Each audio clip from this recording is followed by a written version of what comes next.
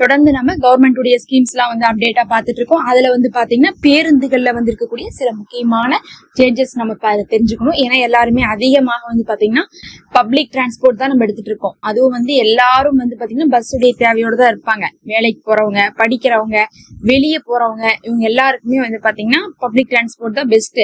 மத்ததெல்லாம் வந்து பாத்தீங்கன்னா பட்ஜெட் ஃப்ரெண்ட்லியா இருக்காது. பஸ்ஸா இருந்தா நமக்கு பட்ஜெட் ஃப்ரெண்ட்லியா இருக்கும். அதுலயும் கடந்த ஆட்சியில என்ன பண்ணாங்கன்னா, என்ன பட்ஜெட் ஃப்ரெண்ட்லி உங்களுக்கு ஃபுல்லாவே ஃப்ரீயாவே கொடுக்குறேன்னு சொல்லிட்டு என்ன பண்ணிட்டாங்க, மகளிருக்கு இலவசமாக வந்து பஸ் வந்து விட்டுருந்தாங்கன்னா தனி பஸ் கிடையாது, கவர்மெண்ட் பஸ் நம்ம வந்து என்ன பண்ணிக்கலாம், மகளிர் போய்க்கலாம். அது வந்து பாத்தீங்கன்னா பெண்களுக்கு நிறைய யூஸ் ஆச்சு. முக்கியமா ஸ்கூலுக்கு போறவங்க நிறைய பேர் ஸ்கூலுக்கு வந்து பாத்தீங்கன்னா வீட்டுக்கிட்ட எல்லாம் ஸ்கூல் இருக்காது, ஒரு 10 நிமிஷம் 1/4 மணி நேரம் பஸ் ஏறி வர மாதிரிதான் இருக்கும். அவங்க எல்லாம் வந்து வண்டியில வராம பஸ்ல தான் வந்தாங்க. அப்போ வந்து என்ன பண்ணாங்கன்னா, இதுக்கு முன்னாடி எல்லாம் வந்து அவங்க வந்து என்ன பண்ணுவாங்க, கார்டு வாங்கி வச்சுப்பாங்க. வாங்கி வச்சுட்டு நாங்க வந்து பஸ்ல தான் ரெகுலரா வரோம்னு சொல்லிட்டு மாசம் மாசம் காசை கட்டி போட்டு அவங்க என்ன பண்ணுவாங்க, யூஸ் பண்ணிட்டு இருந்தாங்க. இப்ப என்ன பண்ணிட்டாங்கன்னு வந்து பாத்தீங்கன்னா, ஃப்ரீ வந்ததுக்கு அப்புறம் இந்த கடந்த 5 வருஷமா வந்து பஸ்ல சுத்தமாவே ஃப்ரீயா தான் போனாங்க. யாரும் வந்து ஸ்கூல் பள்ளி மாணவிகள் எல்லாம் வந்து என்ன பண்ண தேவையில்லை, மாணவிகள் வந்து காசு கட்ட தேவையில்லை, பெண்களுக்கு தான் இலவசம் கொடுத்துருந்தாங்கிறதுனால ஃபுல்லா உங்களுக்கு ஃப்ரீ தான். வந்து எங்க வேணா எப்ப வேணா உள்ளூருக்குள்ள வந்து உங்களுக்கு லோக்கல் பஸ்ல வந்து என்ன பண்ணிக்கலாம், நீங்க டிராவல் பண்ணிக்கலாம், எந்த நேரம் வேணா டிராவல் பண்ணிக்கலாம். அதே மாதிரிதான் வந்து வேலைக்கு போறவங்க டெய்லி போயிட்டு தான் வருவாங்க. அதிகமா பாத்தீங்கன்னா ஃபேக்டரி அங்க இங்கன்னு வேலைக்கு போவாங்க. என்ன பண்ணுவாங்க, அவங்க காலையில எந்திரிச்சு வீட்டுல இருந்து கிளம்புவாங்க, பஸ்ஸுக்கு போவாங்க, பஸ் ஏறுவாங்க, அங்க போய் இறங்குவாங்க, திருப்பி வேலையை முடிச்சு போட்டு பஸ் ஏறிதான் வீட்டுக்கு வருவாங்க. அவங்களுக்கும் ஃபுல்லாவே ஃப்ரீயா இருந்துச்சு. அது இல்லாம எல்லா பெண்களுக்கும் எல்லா பெண்களும் வெளியே போறது இல்ல. அடிக்கடி முக்கியமா ஹவுஸ் ஒய்ஃபா இருக்கவங்களும் அதிகமா வெளியே போக மாட்டாங்க. போனாங்கன்னா கடை வீதிக்கு போவாங்க, ஏதாவது வந்து கொஞ்சம் மார்க்கெட் ஏரியா, சொந்தக்காரங்க வீடு அப்படி போவாங்க. அப்ப என்ன பண்ணுவாங்க, ஹாஸ்பிட்டல் போறதுக்கு எல்லாத்துக்குமே யூஸ் பண்ணிப்பாங்க. இப்படி வந்து பாத்தீங்கன்னா கடந்த ஆட்சியில கொடுத்த அந்த இலவச பஸ்ஸ இந்த ஆட்சியில என்ன பண்றாங்க, கண்டினியூ பண்றாங்க. அதுல ஒரு சில நல்ல நல்ல மாற்றங்களும் கொண்டு வந்திருக்காங்க. அந்த மாற்றங்கள் என்னன்னு சொல்லிட்டு பாக்கலாம். இந்த தடவை உங்களுக்கு வந்து பாத்தீங்கன்னா பெண்களுக்கு வந்து இலவசம் தான் பஸ். அந்த ஸ்கீம் வந்து இன்னும் இருக்குது. நீங்க என்ன பண்ணிக்கலாம், அடுத்த 5 வருஷத்துக்கும் இந்த ஸ்கீம் என்ன பண்ணிக்கலாம், நீங்க கண்டிப்பா யூஸ் பண்ணிக்க முடியும். இப்ப அந்த மாற்றத்தை பாக்கலாம். முதல் விஷயமே என்னன்னு பாத்தீங்கன்னா, போன தடவை லோக்கல் பஸ்ல மட்டும் ஃப்ரீ இருந்துச்சு. இந்த தடவை வந்து பாத்தீங்கன்னா என்ன பண்ணிட்டாங்கன்னா, உள்ளக்குள்ள வந்து ஒரு ஊர் விட்டு ஒரு ஊர் போறதுமே உங்களுக்கு ஃப்ரீயாவே கொடுத்துட்டாங்க. அதனால நீங்க போகணும்னா ஒரு ஊரை விட்டு ஒரு ஊருக்குமே என்ன பண்ணலாம், நீங்க ஃப்ரீயாவே போய்க்கலாம்னு சொல்லியிருக்காங்க. அது இப்ப நடைமுறைக்கு வந்துருச்சான்னு கேட்டீங்கன்னா, அது இன்னும் நடைமுறைக்கு வரல. ஆனா அதை வந்து சொல்லிட்டு இருக்காங்க. கோயம்புத்தூர்ல இருந்து பக்கத்தால இருக்கக்கூடிய ஈரோடுக்கு, அதுக்கப்புறம் அங்கிருந்து பக்கத்தால இருக்கக்கூடிய ஊர்களுக்கு எல்லாம் வந்து பாத்தீங்கன்னா நம்ம என்ன பண்ணிக்கலாம், ஃப்ரீயா போய்க்கலாம் இருக்காங்க. இதுக்கு முன்னாடி வந்து லோக்கல் ஏரியா மட்டும் போயிட்டு இருந்தோம். இப்போ வந்து நீங்க வந்து சென்னையில இருக்கீங்கன்னா சென்னைக்குள்ள இருக்கக்கூடிய லோக்கல் ஏரியா அந்த டவுன் பஸ்ல நம்ம போய்க்கிற மாதிரி இருந்துச்சு. ஆனா இப்ப வந்து பாத்தீங்கன்னா ஊர் விட்டு ஊருங்கிறது சென்னையில இருந்து பக்கத்து ஊருக்கு போய்க்கலாம், எல்லாமே பண்ணிக்கலாம். இது வந்து ரொம்ப ஒரு வரவேற்கக்கூடிய ஒரு விஷயமா மாறி இருக்குது. அடுத்தது 2வது வந்து பாத்தீங்கன்னா, இவர்களுக்காக என்ன பண்றாங்க, பேனிக் பட்டன் அப்படின்னு சொல்லிட்டு ஸ்மார்ட் பேனிக் பட்டனை வந்து கொண்டு வந்திருக்காங்க. அப்ப ஸ்மார்ட் பேனிக் பட்டனை எதுக்கு யூஸ் பண்றாங்கன்னு பாத்தீங்கன்னா, நிறைய விஷயங்கள் வந்து பெண்களுக்கு பாதுகாப்பு இல்ல, அது பஸ்லயே பாதுகாப்பு இல்லாத ஒரு நிலைமை இருக்குது அப்படிங்கிறதுக்காக தான் கொண்டு வந்திருக்காங்க. நாம வந்து கேள்விப்பட்டிருப்போம், கடந்த ஒரு 5 ஆண்டுகளுக்கு முன்னுக்குள்ளேயே வந்து பாத்தீங்கன்னா ஒரு 2-3 நிகழ்வு நடந்திருக்கு. நிறைய ஊர்கள்ல நடந்திருக்கு. தமிழ்நாட்டுல மட்டும் கிடையாது, வெளி ஸ்டேட்லயும் நடந்திருக்கு. என்ன பண்ணுவாங்கன்னா, பஸ்ல வந்து யாரும் இல்லாதப்ப பெண்கள் ஏறினாங்கன்னா அவங்கள கார்னர் பண்ணி அவங்க என்ன பண்றாங்க, நிறைய தவறான முயற்சிகள் எல்லாம் ஈடுபடுறாங்க. சிலர் வந்து பாத்தீங்கன்னா அப்படி வந்து ஒரு பெண் வந்து வேலையை முடிச்சு போட்டு வந்து பஸ்ல ஏறி, அந்த பெண் மட்டும் இருந்திருக்காங்க, பெருசா பேசஞ்சர்ஸ் எல்லாம் யாருமே இல்ல. உள்ள இருந்த பஸ் கண்டக்டர், டிரைவரு, அதுக்கப்புறம் அங்க இருந்த 1-2 அவங்களுடைய சேர்ந்த ஆட்கள் எல்லாரும் சேர்ந்து அந்த பெண்ணை என்ன பண்ணாங்க, தவறாக நடந்தாங்க. அந்த பெண்ணை தூக்கி வெளியே வீசினாங்க, பஸ்ஸுக்கு வெளியே. அவங்க ரொம்ப சீரியஸ் ஆனாங்க.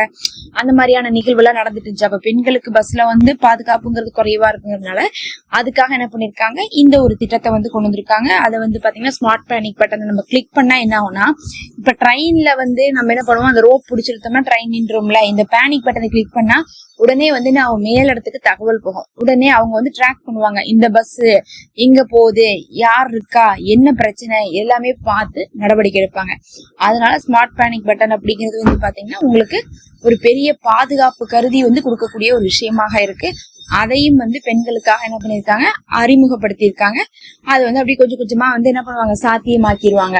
அடுத்து ரெண்டாவது வந்து பாத்தீங்கன்னா எப்படி ஸ்மார்ட் பேனிக் பட்டன் முக்கியமோ அதே மாதிரி வந்து பெண்கள் பாதுகாப்புக்காக வந்து ஆப் எல்லாம் வந்து இன்ட்ரோடியூஸ் பண்றாங்க. எதுக்காக அந்த ஆப் பாத்தீங்கன்னா, அந்த ஆப் மூலமாக நிறைய பேர் வந்து வாகனங்கள்ல போயிட்டு தான் இருக்காங்க, 2 சக்கர வாகனங்கள்ல. ஏன்னா வந்து பாத்தீங்கன்னா அவங்களுக்கு தேவையான நேரத்துல பஸ் வராது, தூரமா இருக்கலாம், பஸ் வராத இடமா இருக்கலாம், அவங்க வந்து 2 வீலர் தான் யூஸ் பண்ணிட்டு இருப்பாங்க. அப்படிப்பட்டவங்களுக்கு இந்த மாதிரி ஆப் யூஸ் பண்ணா, ஒருவேளை 2 வீலர்ல போறவங்க எவ்வளவு தூரம் போவாங்க, லாங்ல எல்லாம் போனாங்கன்னா அங்கெல்லாம் ஹைவேஸ்ல எல்லாம் வீடு இருக்காது, நிறைய இடம் வந்து காடாட் இருக்கும், ரோட்ல வந்து ஒண்ணுமே இருக்காது. அந்த மாதிரி இருக்கக்கூடிய ஏரியால வந்து என்ன பண்றாங்க, உடனே வந்து நகையை திருடுறது, கத்தி காட்டி மிரட்டுறது, அதுக்கப்புறம் பெண்கள் இடத்துல தவறா முயற்சிப்பது, ஆள் இல்லாத இடத்துலதான் எல்லா வேலையும் நடக்குது. அது ஒரு 5-6 பேர் சேர்ந்து குடிச்சிட்டு போய் நின்றுட்டாங்கன்னா அவ்வளவுதான், பெண்களுக்கு அங்க பாதுகாப்பே இல்லைன்னு சொல்லலாம். அந்த மாதிரியான நிகழ்வுலாம் அப்படி நடக்குதுங்கிறனால என்ன பண்ணிருக்காங்கன்னா, இந்த மாதிரி ஆப் இன்ட்ரோடியூஸ் பண்ணா அந்த ஆப் மூலமா கம்ப்ளைண்ட் ரைஸ் பண்ணலாம். டக்குன்னு வந்து ஆப்பை வந்து கிளிக் பண்ண உடனே வந்து அந்த ஆப்புக்கு வந்து ஷார்ட்கட் கொடுத்துருவாங்க. நம்ம போன்ல வந்து நம்ம இது பண்ணிக்கணும். அதை ஷார்ட்கட்டை நம்ம கிளிக் பண்ண உடனே வந்து என்ன பண்ணுவாங்க, அதுக்கு ஆப்ல வந்து இருந்து இன்ஃபர்மேஷன் வந்து டக்குன்னு போயிடும். இந்த பெண்மணி வந்து இது பண்ணிருக்காங்க, இந்த ஏரியால அவங்க நின்று இருக்காங்க, அவங்க 2 வீலர்ல போயிட்டு இருக்காங்க, உடனே ஏதோ ஒரு பிரச்சனை வருது, நம்ம காப்பாத்துறோம் அப்படிங்கக்கூடிய ஒரு நிலைமை என்ன ஆகும் அவங்களுக்கு தெரியும். உடனே அதுக்கான ஆக்ஷன் எடுப்பாங்க. என்ன பண்ணுவாங்கன்னா, பக்கத்துல இருக்கக்கூடிய போலீஸ் ஸ்டேஷனுக்குலாம் சொல்லி பார்க்க சொல்லுவாங்க. இது இல்லாம வந்து பாத்தீங்கன்னா, உங்களுக்கு சிங்கப்பெண் அப்படின்னு சொல்லிட்டு என்ன பண்றாங்க, அறிமுகப்படுத்திருக்காங்க. அது வந்து மஃப்டியில பெண்கள் வருவாங்களாமா. அவங்க வந்து பாத்தீங்கன்னா நம்மளே மாதிரிதான் நார்மலா இருப்பாங்க. அவங்க வந்து பாக்குறதுக்கு கண்டுபிடிக்க முடியாது இவங்க போலீஸ் இருந்து. ஆனாலும் பெண்கள் அதிகமாக கூடக்கூடிய இடத்துல அவங்க வந்து உலா வருவாங்க. அந்த சமயத்துல எவனாவது வந்து பாத்தீங்கன்னா தவறுதலாக நடந்துக்கிறது, செய்யறது, இந்த வேலையெல்லாம் இருந்தா அவங்க என்ன பண்ணுவாங்க, அரெஸ்ட் பண்ணிட்டு போவாங்க. இந்த ஒரு நிலைமையும் வந்து வந்தாதான் எந்த நேரத்துல வேணா நம்மளை போலீஸ் அரெஸ்ட் பண்ணிடுவாங்கன்னு ஒரு பயம் வரும்போது பெண்கள் கிட்ட வரமாட்டாங்க. அதனால வந்து பாத்தீங்கன்னா பெண்கள் பாதுகாப்புக்காகவே வந்து ஸ்மார்ட் பேனிக் பட்டன், அதுக்கப்புறம் ஆப், அதுக்கப்புறம் வந்து சிங்கப்பெண் திட்டம் அப்படின்னு சொல்லிட்டு எல்லாமே கொண்டு வராங்க. இதுல வந்து பாத்தீங்கன்னா ஒவ்வொரு முக்கியமான இடத்துலயே ஆட்களை அனுப்பிவிட்டு பாத்துட்டு தான் இருக்கிறாங்க. பெண்கள் பாதுகாப்பை உறுதிப்படுத்துறாங்க.